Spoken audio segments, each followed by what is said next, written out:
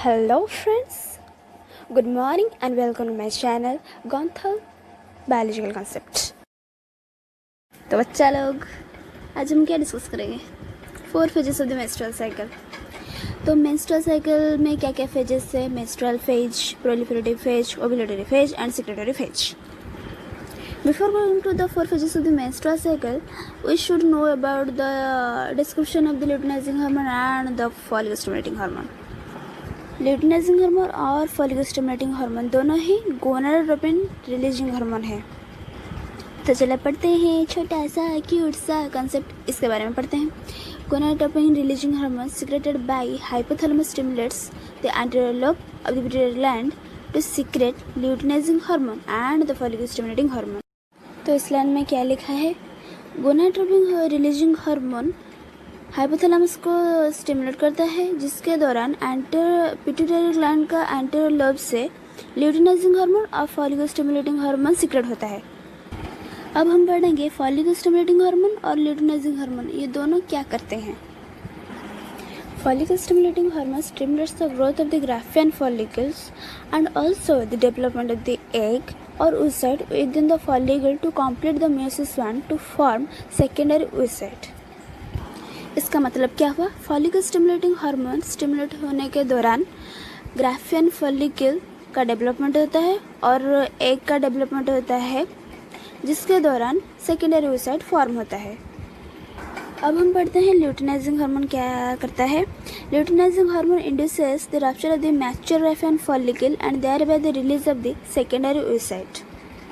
Luteinizing hormone Graafian follicle को rupture करता है, जिसके दौरान सेकेंडरी oocyte का रिलीज होता है। तो इसके दौरान हम क्या बोल सकते हैं? ल्यूटिनाइजिंग हार्मोन ओव्यूलेशन करता है। भाई सिंपल है। अगर हम शॉर्टली ये दोनों हार्मोन का फंक्शन बोलेंगे तो क्या हुआ? Follicle stimulating hormone, luteinising hormone ये दोनों क्या करते हैं? Follicle stimulating hormone secondary oocyte को फॉर्म करता है और ल्यूटिनाइजिंग हार्मोन सेकेंडरी oocyte को रिलीज करता है। बस हो गया भाई। तो अब हम 4 फेजेस के बारे में डिस्कस करेंगे। तो पहला फेज है मेंस्ट्रुअल फेज। इसको हम ब्लीडिंग फेज भी कह सकते हैं। ब्लीडिंग फेज, हाँ नाम से ही पता चलता है कि इसमें ब्लीडिंग होता है। इन ए 28-day menstrual cycle the menses takes place on the cycle days 3 to 5, मतलब 3 से 5 दिन तक ब्लीडिंग होता है। The production of the luteinizing hormone from the anterior lobe of the pituitary gland is considerably reduced। तो इस फेज में क्या होता है? ल्यूटिनाइजिंग हार्मोन कम सीक्रेट होता है। The withdrawal of this hormone causes degeneration of the corpus luteum and therefore progesterone production is reduced। corpus luteum progesterone secret करता है। ल्यूटिनाइजिंग हार्मोन की वजह से corpus luteum का डिजेनरेशन हो जाता है, जिसका दौरान प्रोजेस्टेरोन लेवल का भी कम हो जाता है। The endometrium of the uterus breaks down and the menstruation begins। अब आप पूछेंगे एंडोमेट्रियम लेयर ब्रेक डाउन क्यों हुआ? क्योंकि एंडोमेट्रियम लाइनिंग को प्रोजेस्टेरोन हार्मोन सुरक्षित रखता है। जब तक प्रोजेस्टेरोन हार्मोन ज़्यादा रहेगा तब तक एंडोमेट्रियल लाइनिंग का ब्रेकिंग नहीं होगा। आपने सुना होगा कि प्रेगनेंसी के टाइम मेंस्ट्रुएशन नहीं होता है, क्योंकि तब प्रोजेस्टेरोन हार्मोन ज़्यादा रहता है। इसीलिए एंडोमेट्रियम लाइनिंग का ब्रेकिंग भी नहीं होता है, मेंस्ट्रुएशन भी नहीं होता है। इसके बारे में हम आगे डिस्कस करेंगे डिटेल में। तो अब हम सेकेंड फेज में आते हैं। तो हमारा नेक्स्ट फेज क्या है? फॉलिकुलर फेज और प्रोलिफरेटिव फेज। इसके नाम से पता चलता है कि कुछ रैपिडली प्रिपेयर होना। तो इसमें क्या लिखा है? This phase usually includes cycle days of 6 to 14 in a day cycle. मतलब जो 6 नंबर से 14 नंबर दिन है उसको हम फॉलिकुलर फेज कंसिडर करेंगे। The follicle stimulating hormone secreted by the anterior lobe of the pituitary gland stimulates the ovarian follicle to secrete estrogen।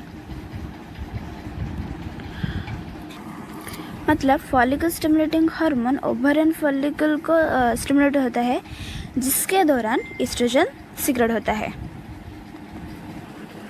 Oestrogen stimulate the proliferation of the endometrium of the uterine wall.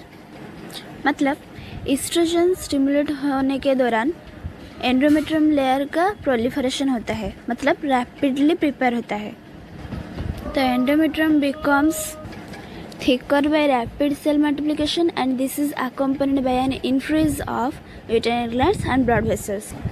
तो इसमें क्या लिखा है, endometrium layer जल्दी से prepare होता है, किसके दौरान, यूटेराइन ग्लैंड और ब्लड वेसल्स। क्यों? क्योंकि एंडोमेट्रियम लेयर कंसिस्टिंग करता है यूटेराइन ग्लैंड और ब्लड वेसल्स को।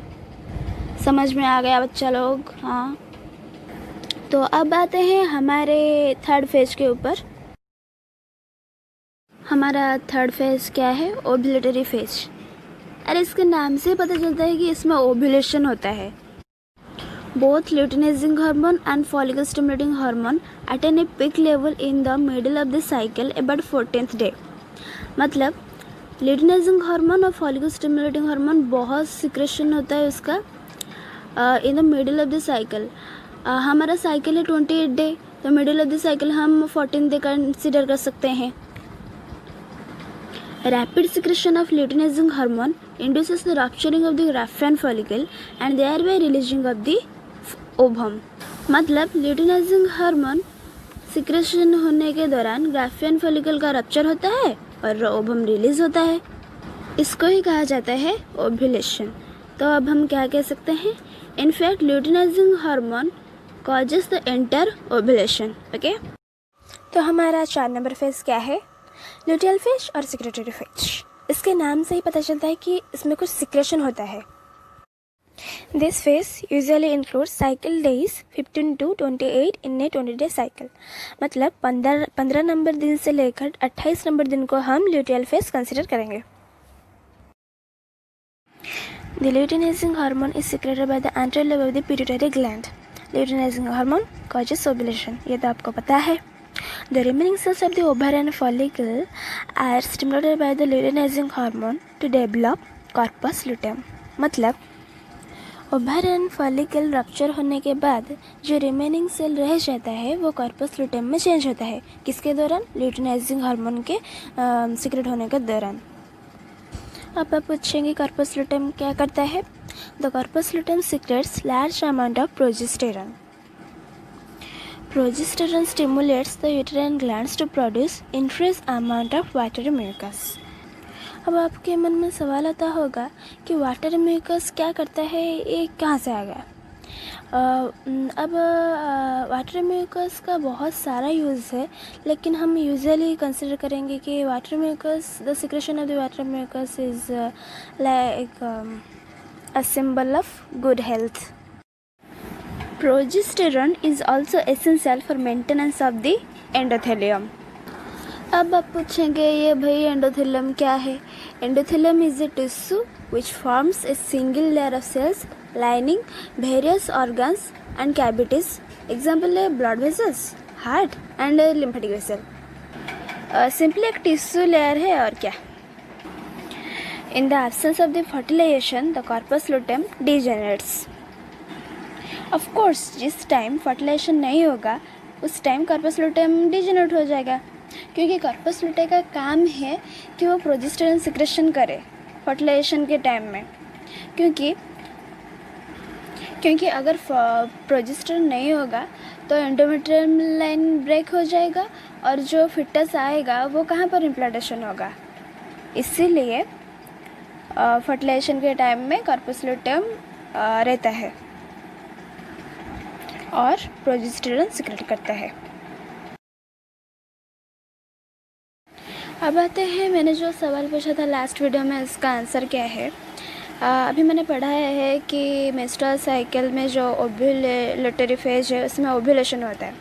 Because of ovulation there is fertilization, so menstrual cycle is related with the fertilization thereby. So see you in the next video. Keep smiling and spread happiness। For more videos, subscribe, press the bell icon, tap all, like, comment, share।